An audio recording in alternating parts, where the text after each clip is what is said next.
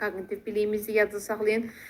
Burada tənqidi təfəkkürümüz formalaşır, özümüzə qarşı tənqidi yanaşırıq, səhvlərimizi düzəldirik, belə deyək, özümüzə günahlayırıq, özümüzü qiymətləndiririk, bax belə desək, özümüzə plan qururuq, özümüzü ayağımızı yorğanımıza görə uzadırıq, özümüzün vaxtımızı planlayırıq, bax bu qaydada. Və yaxud deyir ki, hər hansı bir imtahana gedirik, baxırıq ki, nələrdəsə çətinliyimiz var, onları həll edirik, bax bu, yəni özümüzü öyrənirik, bax budur.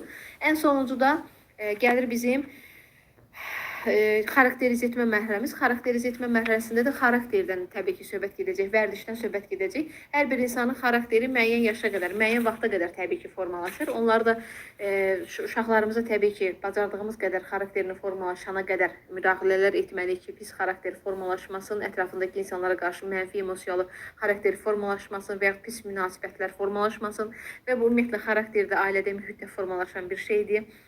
Bunları müəyyən yaşa qədər formalaşdıracağıq və məsəl üçün burada xarakterize etmədə qoyun bir şey demiş ki, həmişə sözünə, daim sözünə rast gələcək. Deyir, filan kəs daim yarışlara gedirdi, həmişə yarışların qalibi olurdu. Onun xarakteridir və yaxud da ki, həmişə qrupda liderlik eləyirdi və yaxud da ki, həmişə məsələn qohum əqrəbəsini bir yerə yığırdı və yaxud məsəl üçün deyək ki, məsəl üçün dostluqla, məsəl üçün hər hansı bir qonaqlıq təşkil edirdi. Onun xarakteridir, bax belə desək, həmişə daim sözlərini gördüysə və yaxud da ki, o həmişə yarışlara gedirdi və ya futbol, voleybol yarışına qalib gəlirdi. Bax bu qaydada bu xarakterize etməkdir.